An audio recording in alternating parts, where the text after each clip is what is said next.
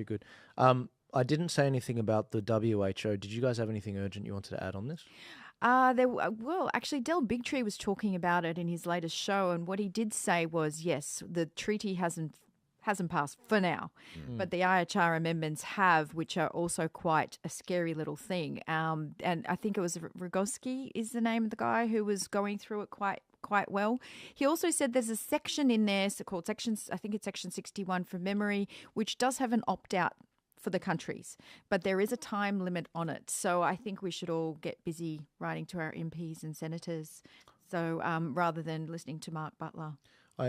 Unpopular opinion, but I want to hear from Craig first. What are your thoughts on this? Just on this, now we argued this case about the last election that this would be made mandatory or binding. Right?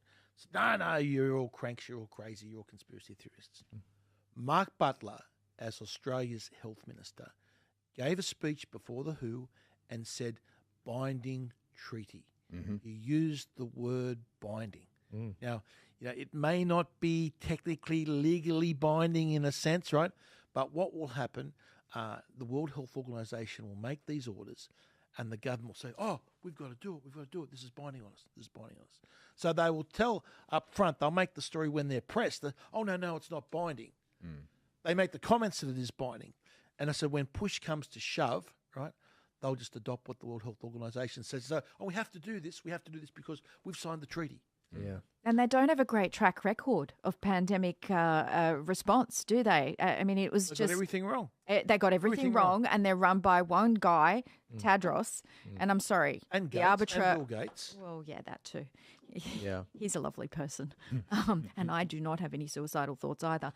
But yeah, this is the problem. We've got one person who will basically be in charge of deciding when there is a pandemic, where there is a pandemic, and the definition of a pandemic. Yeah. So I had the opportunity to ask a question to Ramesh Thakur, the former Assistant Secretary General of the UN, regarding these new pandemic treaties. And the question I asked him was, is there anything in the existing or proposed treaties, amendments, etc., that actually allows countries or individuals to hold the UN responsible if they get a pandemic response wrong?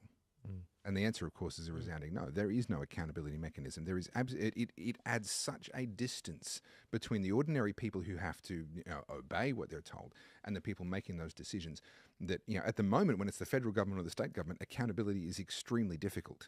When it's the UN or the WHO, accountability is outright impossible. And they decided on it, apparently. So people were celebrating that the treaty failed. They decided on the amendments at 9 p.m. before the whole thing was supposed to shut down. They were also supposed to have a 4-month allowable period whereby every country could read all these amendments. This did not occur. So apparently there will be some legal challenge to what has occurred. Yeah. Unpopular opinion on this topic. I don't invest a lot of time in this WHO thing. Just like the Paris Accord, these are treaties, as Craig was alluding, that we can opt out on. Ultimately, at the end of the day, in order for these, I call them think tanks. People don't like me calling them think tanks.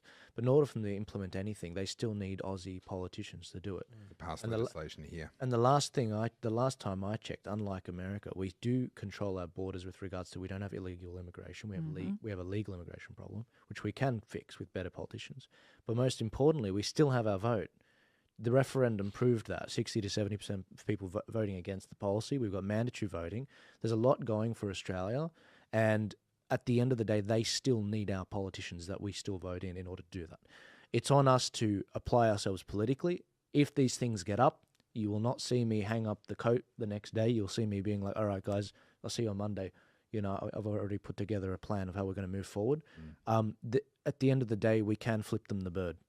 And basically Absolutely. be like, even though Albo or whoever signed, Albo, who doesn't even have the majority of the country on his side, signed this, we're going to opt out, force majeure. Joel, I think you're overlooking that both the Liberal and the Labor Party are agreeing to these treaties. Yeah. So you've got yes, that's technically true, but as long as you've got Liberal or Labor majorities in our federal parliament. Yeah, they will just rubber stamp whatever the WHO says. Well, this is the warning to the Liberal Party. This is a very well established pattern that's going on around the seas. Again, 5 years ago, I was laying bricks and I was steel tying and I was landscaping.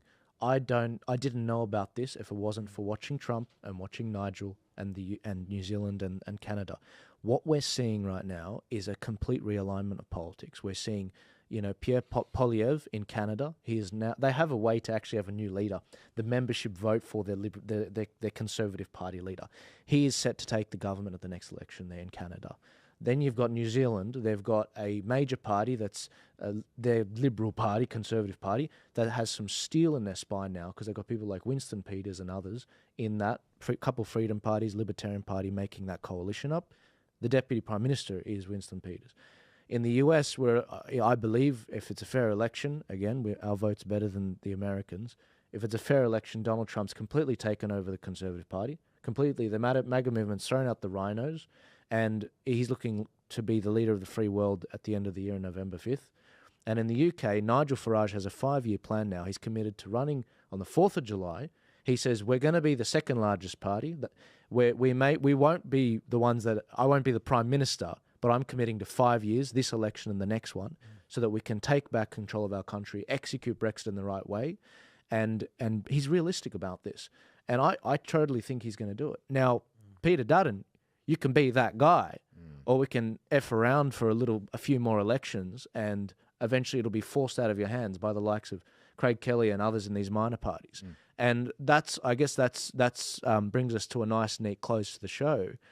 Forces like this, journalists like Avi and Rukshan and others, commentators like those around the panel, and active people committed to educating the grassroots in this country, the activists. We're not going away. And thanks to COVID, we all found each other. So now you're very far away from the reinforcements in Europe, 14,000 Ks away from, the Middle East. You're kind of isolated here, and 60 to 70% of the country against you, as The Voice showed. It's a ticking time bomb. You can either set it right, or just as Nigel and the other countries are showing, we're going to set it right. Did you guys have any thoughts on that before I closed up? No, thanks for having me.